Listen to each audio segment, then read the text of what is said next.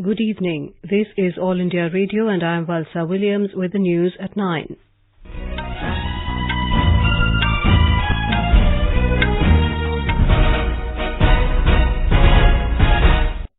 The headlines. Prime Minister Narendra Modi calls for global water action agenda and ban on single-use plastic to tackle land degradation. Home Minister Amit Shah reiterates the proposed Citizenship Amendment Bill will not curtail rights of indigenous people of Northeast. Army foils major infiltration bid by Pakistan in Keran Sector of Jammu and Kashmir, kills 5 intruders. Government launches Aadhaar-enabled payment system services of India Post Payments Bank for unbanked and underbanked customers. Road Transport and Highways Minister Nitin Gadkari says new Motor Vehicles Act will help reduce accidents and discipline drivers.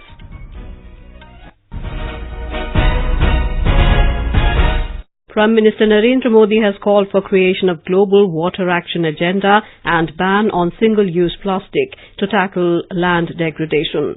The Prime Minister was speaking at the 14th Conference of Parties COP14 of the UN Convention to Combat Desertification UNCCD at Greater Noida in Uttar Pradesh today. He called upon the leadership of UNCCD to conceive a global water action agenda which is central to the land degradation neutrality strategy. I call upon the leadership of UNCCD to create a global water action agenda which is central to the land degradation neutrality strategy.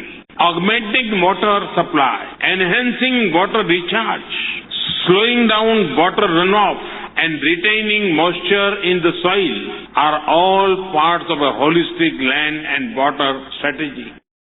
Mr. Modi proposed initiatives for greater South-South cooperation in addressing issues of climate change, biodiversity and land degradation. The Prime Minister said the time has come for the world to say goodbye to single-use plastic. He added, apart from having adverse health implications, plastic renders lands unfit for agriculture. He affirmed India's commitment towards development of environment-friendly substitutes for plastic. Mr. Modi said India will raise the target of restoring land with degraded status from 21 million hectares to 26 million by 2030. Desertification affects over 2/3 of the countries of the world. This makes a compelling case for action on land front. Combine this with the water crisis facing the world, because when we address degraded lands, we also address water scarcity. The Prime Minister said the country has increased its tree and forest cover by 0.8 million hectares between 2015 to 2017. Addressing media in New Delhi this afternoon, Environment Minister Prakash Javadekar said discussions at COP14 throughout last week on restoration of degraded land were very productive. Mr. Javadekar said the Delhi Declaration will be announced tomorrow that will hold various countries accountable for their actions. Home Minister and BJP President Amit Shah has made it clear that the proposed Citizenship Amendment Bill will not affect the rights of the indigenous people of the Northeast. He was addressing a conclave of the Northeast Democratic Alliance, NEDA, in Guwahati today. Mr. Shah said that 3 chief ministers of the Northeast had raised the Citizenship Amendment Bill issue today with apprehensions that the proposed legislation may curtail the rights of the indigenous people. The bill has the provision of giving citizenship to minorities from neighbouring countries, including Bangladesh. The Home Minister reiterated that the Centre will not touch Article 371 of the Constitution that ensures certain special provisions for northeastern states. Article 370 temporary provision था और 371 special provision है। North east का अधिकार है, इसको कोई छूने वाला है। सिटीजनशिप अमेंडमेंट बिल भी 371 को सिटीजनशिप अमेंडमेंट बिल से भी हर्ट नहीं होगा। इसकी चिंता भारत सरकार निश्चित रूप से करेगी। एक भी घुसपैठिया आसाम के अंदर रह भी नहीं पाएगा और दूसरे राज्य में घुस भी नहीं पाएगा।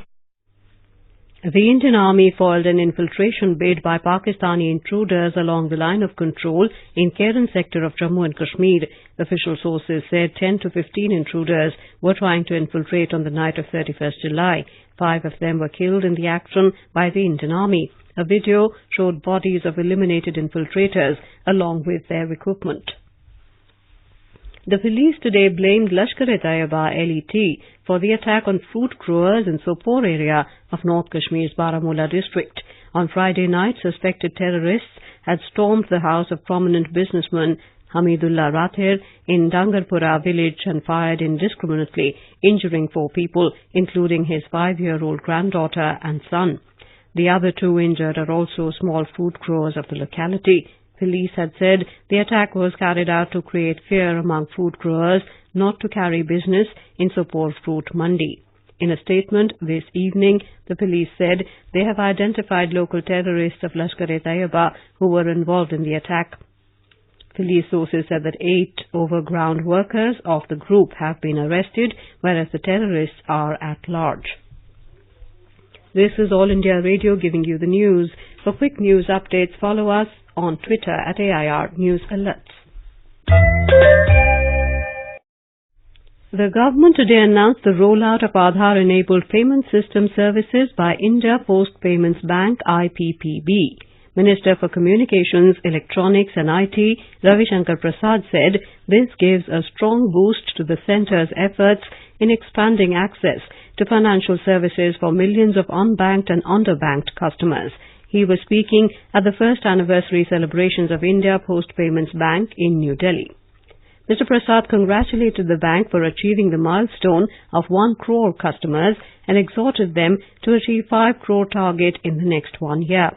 With today's launch, IPPB has become the single largest platform in the country for providing interoperable banking services to customers of any bank by leveraging the last-mile unprecedented reach of the postal network.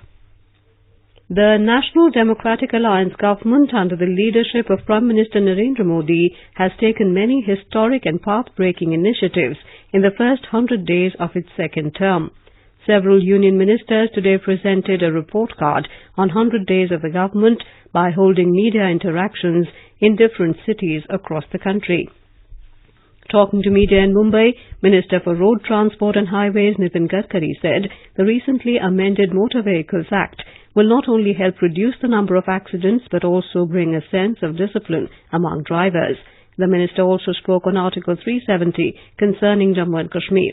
He said its abrogation has given momentum to the development of the state. He informed that infrastructure projects worth 60,000 crore rupees are in progress in the state. Addressing a press conference in Chandigarh, Union Minister Harsimrat Kaur Badal said the government has safeguarded rights of children by amending POCSO Act. She said the government has ensured justice and equality to Muslim women by making instant triple talaq a punishable offence. Talking about her ministry for food processing and industry, Ms. Badal said 106 food processing projects have been sanctioned, of them 4 are for Punjab. Briefing reporters at Guntur in Andhra Pradesh, Union Minister of State for Home Affairs G. Kishan Reddy said the government is working on one nation, one power grid. Here is a look at landmark decisions taken by the government in the social justice sector. Ensuring social justice has been at the forefront of 100 days of functioning of NDA government. It has abolished the regressive practice of triple talaq to protect the married Muslim women and makes such practice as a punishable offence. 5 crore minority students will be provided various scholarships in the next 5 years. To safeguard child rights, Narendra Modi government has amended POCSO Act and made provisions of death penalty for sexual assault on children. 150 Eklavya model residential schools have been approved to provide quality education to STU students. A scheme has also been approved to provide minimum assured pension of 3,000 rupees to small traders after attaining the age of 60 years. Divakar, AIR News, Delhi.